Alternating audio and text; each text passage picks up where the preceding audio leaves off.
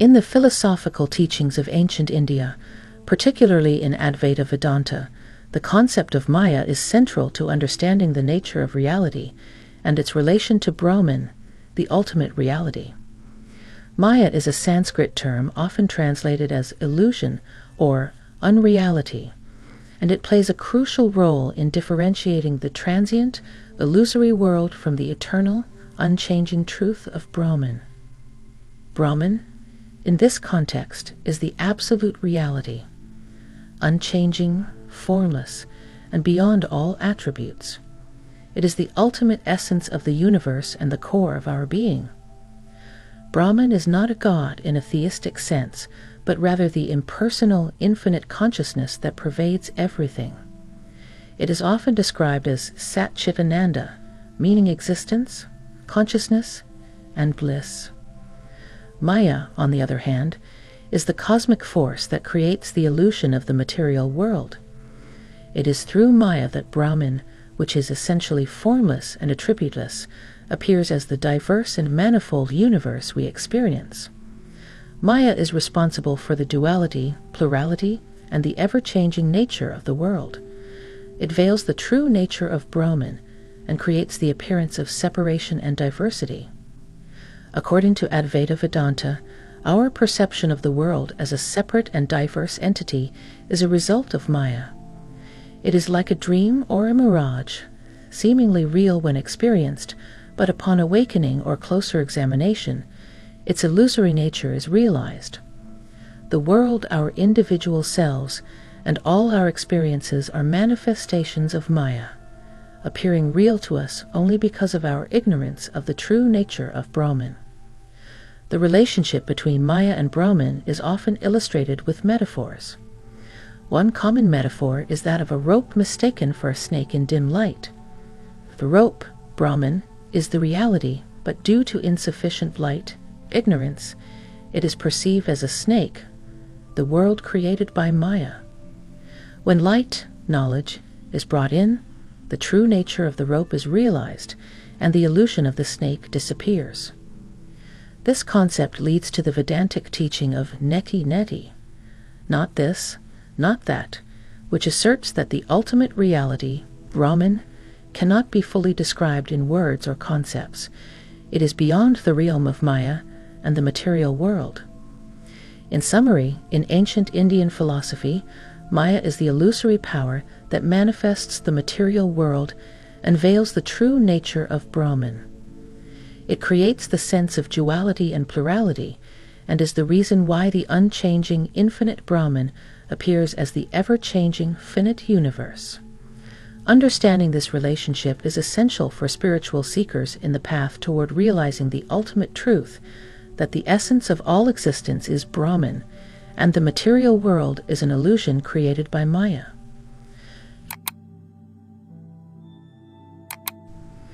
In the context of ancient Indian philosophy, particularly Advaita Vedanta, the exploration of human emotions is deeply interwoven with the understanding of one's connection to Brahman, the ultimate reality.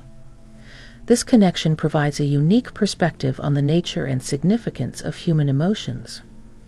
Brahman, as per Advaita Vedanta, is the singular, all-encompassing reality that underlies all existence. It is often described as the absolute truth, beyond all forms and qualities, and is identified with pure consciousness, or the true self within every individual. This realization of oneness with Brahman is considered the pinnacle of spiritual achievement, leading to liberation from the cycle of birth and death. Human emotions, ranging from joy and love to grief and sorrow, are seen as part of the lived human experience, arising from our interactions with the world. These emotions are often intense and can deeply shape our perceptions, actions, and understanding of life. In the framework of Advaita Vedanta, these emotions are viewed as manifestations of Maya, the illusory power that creates the phenomenal world. While they are real in our experience, they are not considered ultimate truths, but rather temporary and changing aspects of our existence. The connection to Brahman brings a profound understanding of emotions. When one realizes their oneness with Brahman, there is a recognition that these emotions, while part of the human experience, do not define the true self. The true self, or Atman, remains unchanging and untouched by these emotional fluctuations. This realization brings about a sense of detachment and equanimity towards life's experiences. However, this detachment is not a form of escapism or indifference.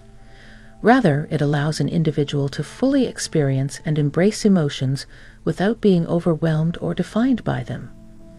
This perspective offers a deeper appreciation for the richness of human emotions, recognizing them as part of the intricate tapestry of life, yet not mistaking them for the entirety of one's existence. In this philosophical context, emotions are not negated or dismissed. Instead, they are understood in their proper place within the larger reality of Brahman. The experience of grief, for example, is acknowledged as a profound and essential aspect of human life, yet it is seen as a passing phenomenon within the vastness of Brahman. Similarly, joy and love are celebrated as expressions of the underlying unity of existence, reflections of the blissful nature of Brahman itself. In summary, from the perspective of ancient Indian knowledge, human emotions are significant and valid experiences, but they are part of the larger illusion of Maya.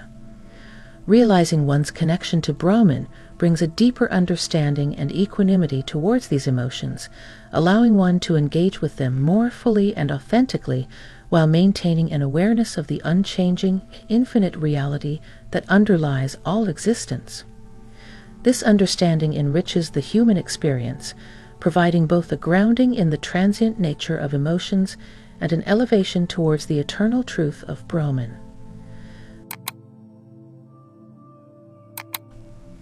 In the rich tapestry of ancient Indian philosophy, particularly within the sphere of Advaita Vedanta, the effect of enlightenment on human creativity is a topic of profound intrigue.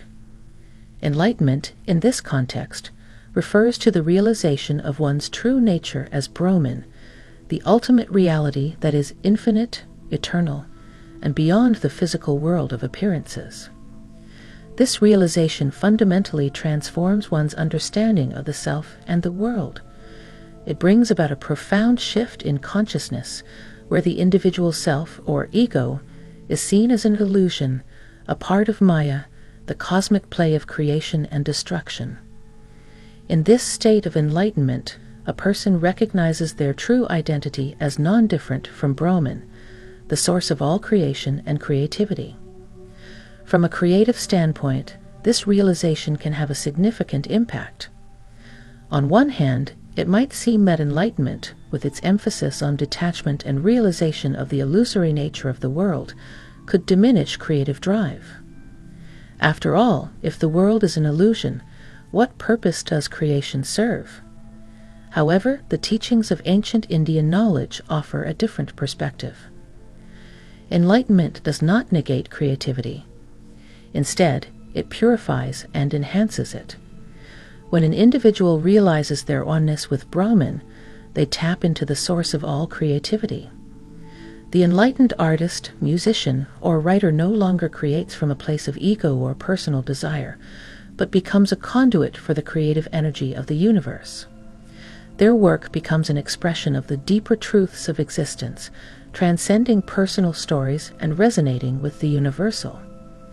Moreover, enlightenment brings a sense of freedom and boundlessness that can greatly enhance creativity. Freed from the constraints of the ego, the mind becomes more open, more receptive to new ideas and perspectives. There is a playfulness and spontaneity in creation, as the enlightened individual understands that all creation is part of Maya, the divine play. In the enlightened state, every act of creation is seen as an act of worship or meditation, a celebration of the divine. The artist is not attached to the outcome of their work or concerned with personal fame or recognition. Instead, they create from a place of joy, with a deep sense of connection to all of existence. This perspective does not diminish the value or beauty of creative works. On the contrary, it can lead to the creation of art that is more profound, more deeply connected to the human experience. art becomes a means of exploring and expressing the ultimate truths of existence, a way of sharing the experience of enlightenment with others. In summary, enlightenment, as understood in the context of ancient Indian knowledge, does not stifle human creativity, but rather elevates and refines it. It allows individuals to engage in creative pursuits with greater freedom, depth, and connection, producing works that reflect the infinite creativity of Brahman itself. This understanding opens up a new dimension of artistic expression, where creativity becomes a bridge between the finite and the infinite, the human and the divine. The integration of spiritual enlightenment with human experience is a profound concept deeply rooted in the ancient knowledge of India, especially in the philosophy of Advaita Vedanta. This integration addresses how the realization of spiritual truths, particularly the understanding of one's identity with Brahman, the ultimate reality, influences and transforms the everyday human experience. Spiritual enlightenment in this context refers to the awakening to the true nature of the self. In Advaita Vedanta, this is the realization that the individual self, Atman, is not separate from Brahman. Brahman is the singular, unchanging reality behind the multiplicity and diversity of the universe, characterized by pure consciousness and infinite bliss. When one attains this enlightenment, it fundamentally alters their perception of the world.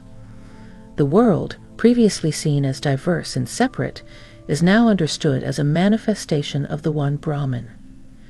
This shift in understanding brings about a profound transformation in how one engages with the world and experiences life. One key aspect of this integration is the dissolving of the ego, or the sense of a separate individual self. This dissolution leads to a state of non-attachment, where one is no longer swayed by personal desires, fears, and ambitions. However, non-attachment does not mean detachment from the world or a lack of engagement. Instead, it allows for a more profound and compassionate involvement in life, free from the limitations and distortions of egocentric perspectives. In daily life, this means living with a deep sense of connection to all beings and things. Actions stem not from selfish motives, but from a place of unity and harmony with the universe. This approach transforms all aspects of human interaction. Relationships become more genuine, work becomes a form of service or worship, and even mundane activities are infused with a sense of purpose and sanctity. Another aspect of this integration is the experience of profound peace and contentment. When one realizes their true nature as Brahman, they tap into an unending source of joy and tranquility. This inner peace is not dependent on external circumstances and remains unshaken by life's ups and downs. Moreover, the enlightened individual sees beauty and divinity in all aspects of life. They appreciate the world not as an illusion to be shunned, but as a beautiful expression of the ultimate reality. This perspective does not negate the challenges and sorrows of life, but provides a deeper context in which they are understood and experienced. The integration of spiritual enlightenment with human experience also brings about a transformation in one's ethical and moral life. Actions are guided by a deep sense of dharma, or right conduct, rooted in the understanding of the unity of all existence. Compassion, kindness, and selflessness naturally arise from the realization that there is no true separation between oneself and others. In summary, the integration of spiritual enlightenment and human experience in the context of ancient Indian philosophy is a harmonious blending of the deepest spiritual truths with everyday living. It transforms one's perception of the self and the world, leading to a life of deeper connection, purpose, and peace. This integrated approach offers a way of living that is both profoundly spiritual and richly human, celebrating the unity of all existence while embracing the diversity of the world. Understanding worldly existence from a Vedantic perspective, particularly in the context of ancient Indian philosophy and Advaita Vedanta, offers a unique and profound viewpoint on the nature of reality and our place within it. Vedanta, a major school of Hindu philosophy, provides insights that help decipher the complexities of worldly existence and our experiences in it. According to Vedanta, the fundamental truth of our existence is Brahman, the ultimate, unchanging reality that is beyond the physical, transient world. This reality is characterized by pure consciousness, infinite bliss, and absolute existence. It is the substratum on which the entire universe exists, much like the screen on which a movie is projected. The world as we perceive it, with its multiplicity and diversity, is seen as Maya in Vedanta. Maya is often translated as illusion, but is more accurately understood as the creative power that makes the one, unchanging Brahman appear as the manifold universe. It's like a magician's trick. The magic is not the ultimate reality, but it's also not entirely unreal as it appears before us. Our individual selves, or jivas, are considered to be part of this grand illusion.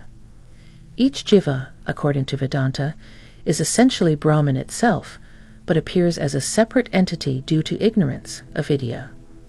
This ignorance veils our true nature and leads us to identify with our body, mind, and ego. As a result, we experience suffering, desires, and the cycle of birth and death. Vedantic teachings emphasize that worldly existence, with all its joys and sorrows, is not the ultimate truth, but rather a transient reality. However, this does not mean that the world should be rejected or seen as unimportant. Instead, it suggests a change in perspective, viewing the world as a manifestation of the divine and engaging with it from a place of understanding and compassion. In practical terms, this perspective advises us to perform our duties and engage in the world with a sense of detachment, recognizing that the true essence of everything is Brahman. This approach leads to inner peace and freedom, as one is no longer bound by the dualities of pleasure and pain, success and failure. The ultimate goal in Vedanta is self-realization, the direct and intuitive knowledge that one's true self, Atman, is not different from Brahman. This realization brings liberation, moksha, from the cycle of birth and death and the suffering inherent in worldly existence. The Vedantic view encourages living in the world with wisdom and equanimity, fully participating in life's experiences while remaining anchored in the understanding of the true nature of self and reality. It teaches that the world is a field of experience and learning, where one can grow spiritually and move towards the ultimate realization of oneness with Brahman.